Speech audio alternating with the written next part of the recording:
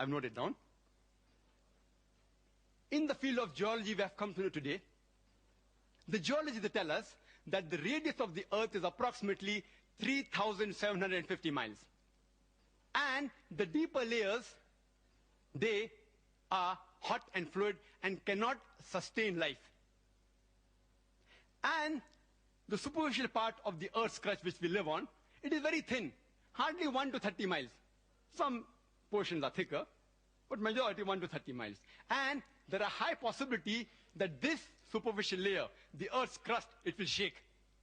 It is due to the folding phenomena which gives rise to mountain ranges, which gives stability to this earth.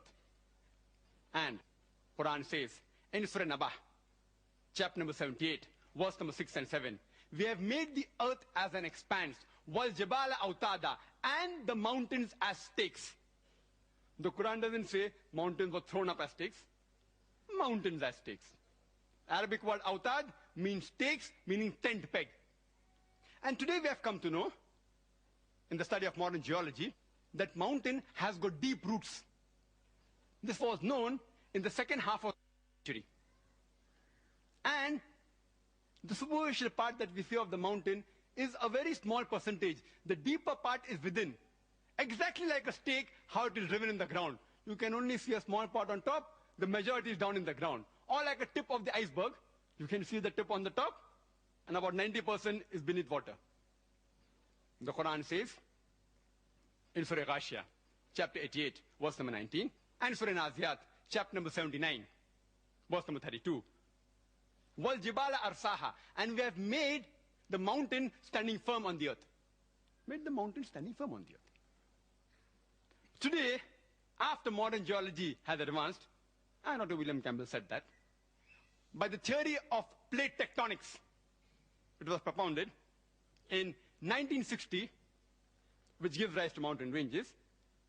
The geologists today do say that the mountains give stability to the earth. Not all geologists, but many do say. I have not come across a single geological book, and I challenge Dr. William Campbell to produce a single geological book, not his personal correspondence with the geologist. That doesn't carry weight. His personal correspondence with Dr. Keith Moore, documented proof. And if you read the book, The Earth, which is referred by almost all the universities in the field of geology, one of its authors by the name of Dr. Frank Press, who was the advisor to the former president of USA, Jimmy Carter, and was the president of the Academy of Sciences of USA. He writes in his book that the mountains are wedge-shaped, it has deep roots within, and he says that the function of the mountain is to stabilize the earth.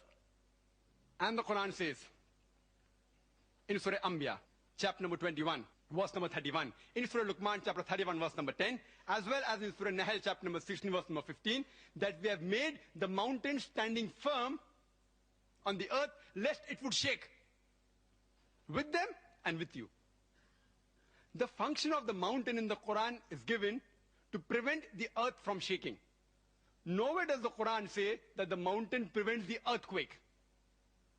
And Dr. William Campbell said, he writes in his book and even in the talk, that you find in the mountainous regions there are various earthquakes, and mountains cause earthquake. Point to be noted, nowhere does the Quran say that mountain prevents earthquake. The Arabic word for earthquake, as Dr. William Campbell knows Arabic, is zilzal or zalzala.